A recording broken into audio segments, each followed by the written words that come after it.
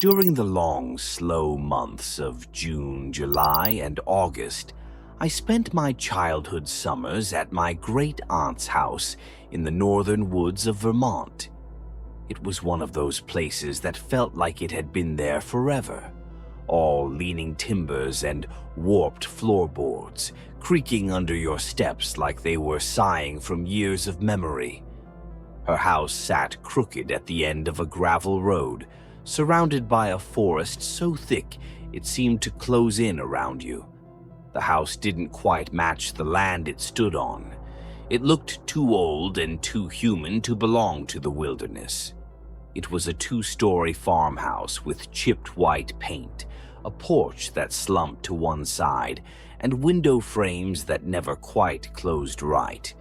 But even though the place smelled like dust and the floorboards threatened to swallow your feet whole, it felt like magic when I was young. My great-aunt, whom I just called Auntie Ruth, had a way of making things feel warm. She wore flannel in the summer and smelled like cedar and cinnamon. Her hands were always busy, kneading dough, planting seeds, snapping beans. But her eyes watched everything. There weren't any other kids around. The nearest neighbor was a mile down the road, and he was an old man who didn't like people much. So I made my own adventures, climbing trees, picking berries, pretending I was the only person alive on Earth. Auntie Ruth let me roam free during the day, but she had rules. So many rules. No running after sundown. No playing in the field past the barn. No staying out after the sky turned pink. No touching the cellar door. No leaving windows open at night. And never, ever let the front door stay unlocked after dark. Some of the rules made sense. We were out in the middle of nowhere. Wild animals weren't exactly rare, but other things felt strange, pointless.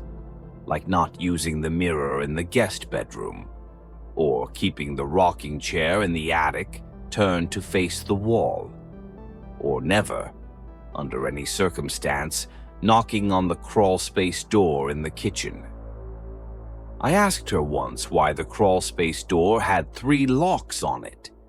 To keep the drafts out, she said with a smile too tight around the edges. Don't worry about it, hun. I didn't, not at first. That summer I was 9. It was hot, the kind of sticky, breathless heat that makes your skin feel like it's been shrink-wrapped. At night the air cooled just enough for the cicadas to scream and the frogs to croak from the nearby creek. I'd lie in bed and listen to the rhythm of the woods, watching shadows stretch across the ceiling from the trees outside. That's when the knocking started. At first, I thought it was the old pipes, or maybe a raccoon. Just a soft knock, knock, knock beneath the floorboards, somewhere under my bed. I mentioned it at breakfast one morning. Auntie Ruth paused mid-scramble with her eggs and looked at me too long. "You sure it wasn't a dream?" she asked. "I don't think so." She didn't say anything else. But that night I found extra locks installed on my bedroom window. And when I peeked into the kitchen, she was nailing the crawlspace door shut. Not just locking it, nailing it with long iron nails and whispering under her breath as she did. The knocking got louder. Some nights it was like someone was crawling under the floor. Slow, dragging sounds like fingernails on wood. I tried sleeping with headphones in. Didn't help. The scratching always came through. Then, one night, I saw her. Auntie Ruth. Or something that looked like her. I woke up to the sound of humming. A slow, low tune.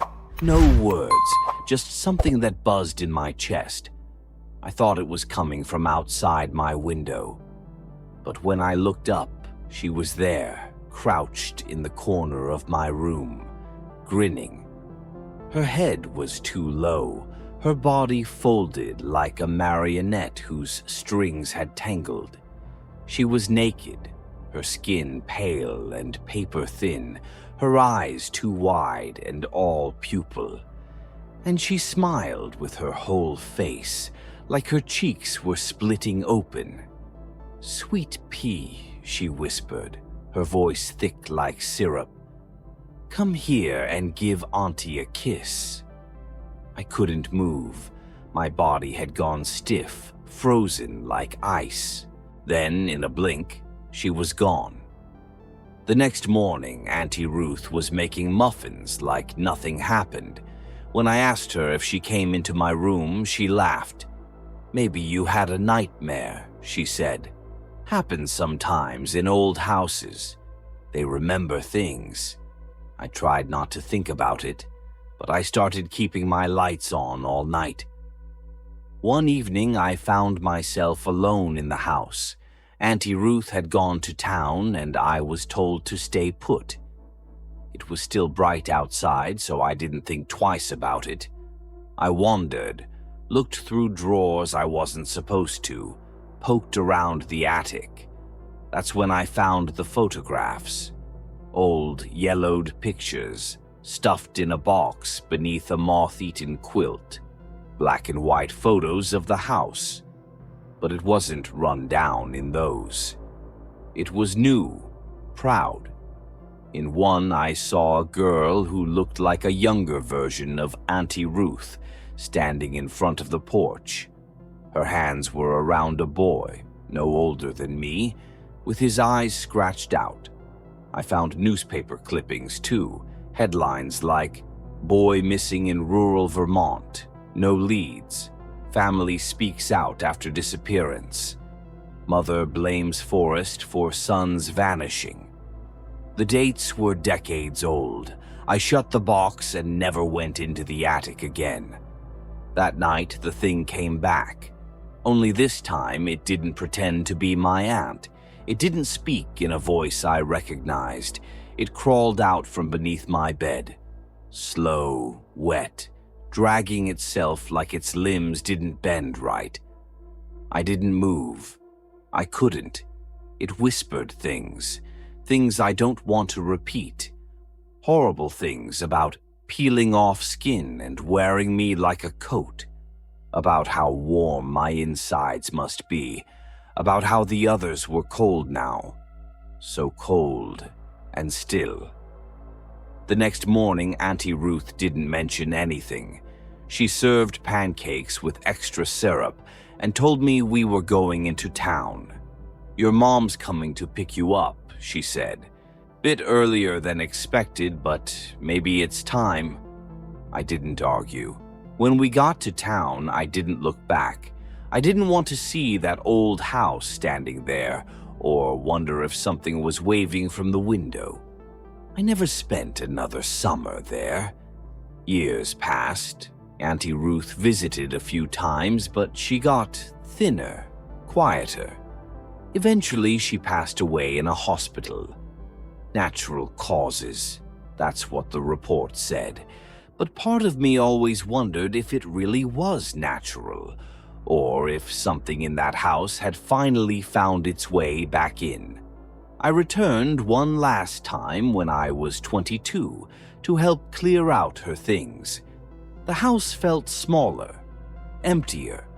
My mother came with me, and while we sorted boxes, I asked her why Auntie Ruth had lived all the way out here alone. "She didn't always," my mom said, brushing dust off an old photograph. "She had a son before you were born." "What happened to him?" She paused. "They said he got lost. Ruth never really talked about it. Some people thought she hurt him, but she loved that boy. I know she did. I didn't say anything. That night I couldn't sleep." The house creaked and groaned, just like I remembered. But the scratching didn't return. Not until we were leaving. As I stood by the car, I turned back to look one last time. Just a glance.